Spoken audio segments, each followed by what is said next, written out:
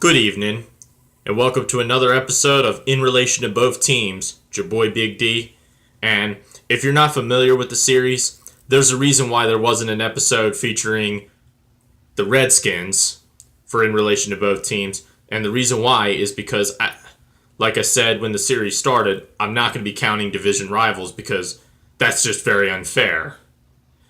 Because unlike, as we all know, the division rivals, we face them every year, twice a year. AFC, we face one. It's a rotation to which conference we face. And the series will end one day, but it will get to the point where the division will be all we talk about. But with that out of the way, this episode will be, the Eagles will be about to face the 49ers, and it'll be an event that relates to both us and the 49ers, and when I say that, you probably know where I'm going with this. Yup. Arguably one of the worst coaches in Eagles history, if not the worst. One of the worst coaches in NFL history. That Jamoke Chip motherfucking Kelly. He was the coach of the Eagles and the 49ers. He was fired by the 49ers after 1 year. After 4 abysmal seasons with only 1 good year, but we'll get to that year. And some people were saying they bought into the Kelly hype and were disappointed. Me personally, I was never a fan of Chip Kelly. I never even wanted him. Yeah, it started in 2013. As we all know, we fired Andy Reid after 14 years after a shitty 2014 season. One that we want to forget about for a long time.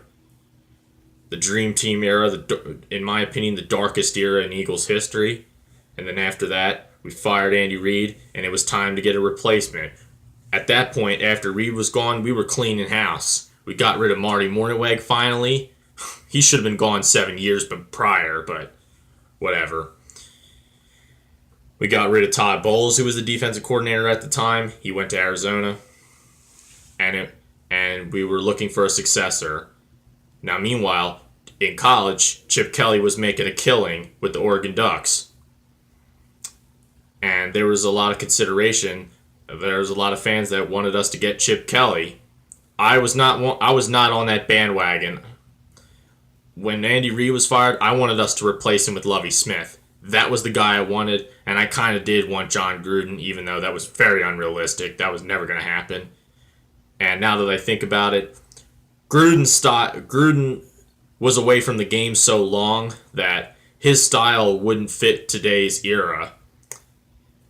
And we actually did interview Lovie Smith, and I don't know if this is true or not, but when they hired Chip Kelly, when Chip Kelly answered Jeffrey Lurie's call, that when he called him and said, "Yo, I want the job," I don't know if this is true, but someone told me that Gus Bradley was at Jeffrey Lurie's house when Chip Kelly called him and said, "Yo, I want the job."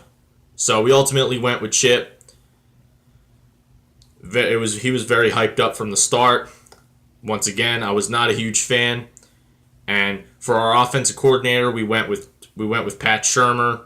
All he was there was just assistance. Chip was calling all the offensive plays, and we switched to a style of offense where it's shotgun 24/7 with an occasional single back formation from under center. But it was a 24/7 no huddle. And for the defensive coordinator, there was rumors that there was a possibility we were going to land Romeo Crennel and there was a few other college choices. We ultimately went with that scrub Billy Davis, who may go down in history as the worst defensive coordinator in Eagles history. But if there really is the worst, you probably have to go further back in time. So yeah, Michael Vick, he started out the season. It looked like ESPN, I'm pretty sure, actually predicted us to lose 41-0. We ended up winning 33-27. Correct me if I'm wrong. 1-0, and then we lost 3 straight. It was not off to a good start. And eventually Michael Vick got injured versus the Giants. Nick Foles came in and had a hell of a performance. He had another great performance versus the Buccaneers. He got injured versus the Cowboys, came back for the Raiders, and had a career game.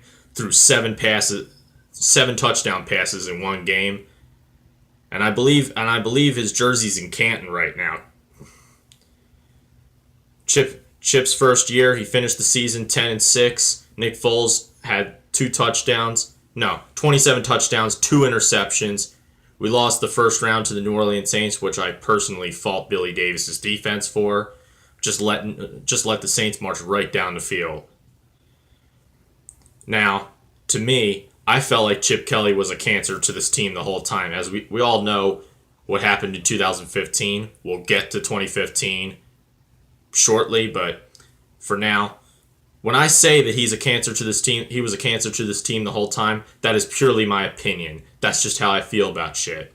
I can't necessarily prove that. Now, in 2014, when the draft came around, when it came down, there were a lot of good prospects. There was Odell Beckham, there was Jarvis Landry, Derek Carr, Kelvin Benjamin, Brandon Cooks. They were saying that Chip Kelly did not show any respect to the draft scouts, and he was throwing names in the trash. Now, that isn't 100% confirmed.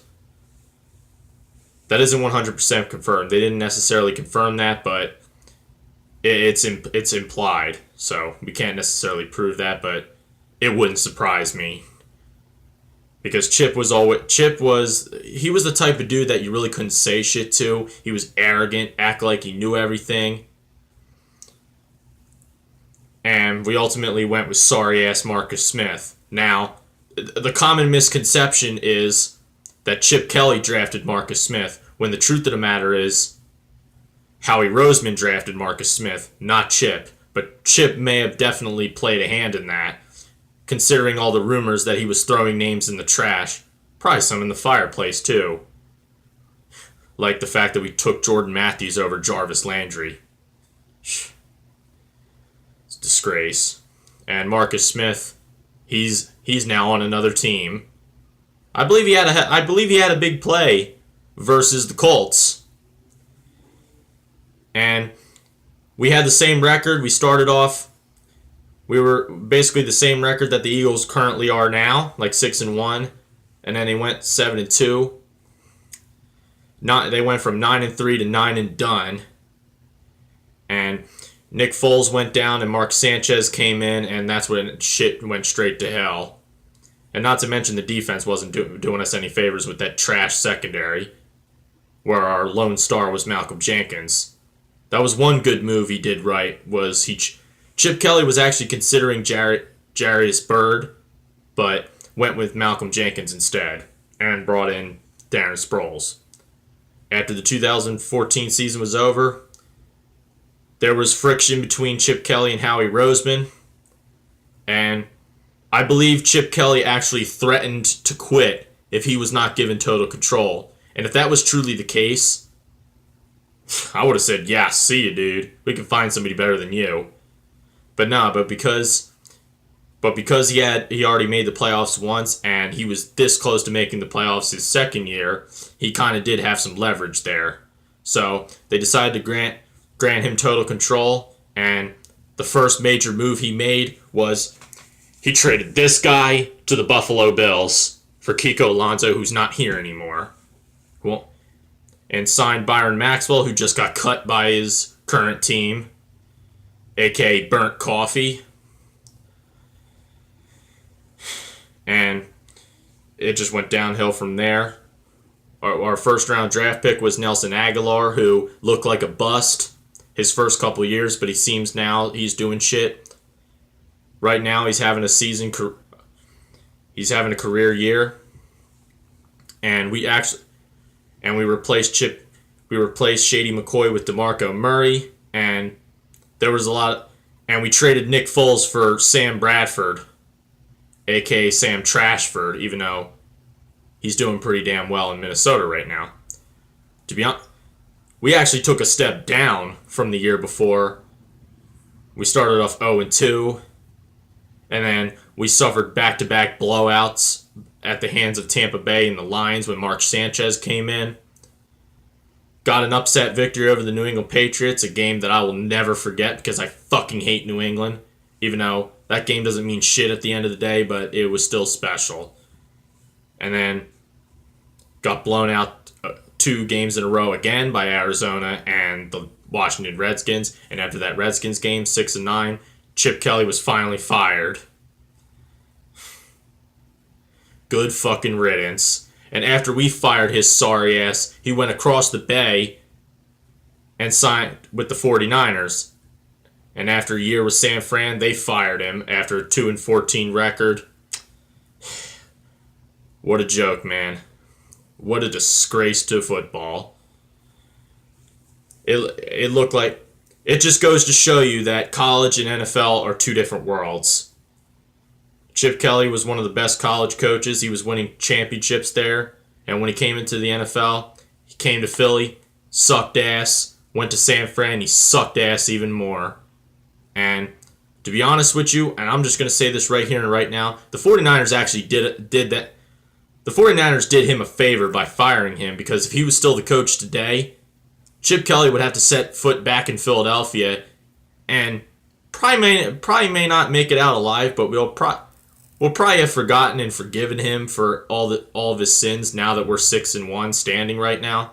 But I would try to go to that game. And if I was going to that game and he was still the coach, I would be booing the fuck out of his ass. Because he is a motherfucking jamoke. I never liked him. And I hope he never gets another head coaching job ever again. He fucking sucks. Anyway, I'm going to wrap it up here. Hit that like, hit that subscribe button. My Twitter and Instagrams will be down in the description box. I'm going to catch y'all later. Chip Kelly is a fucking disgrace.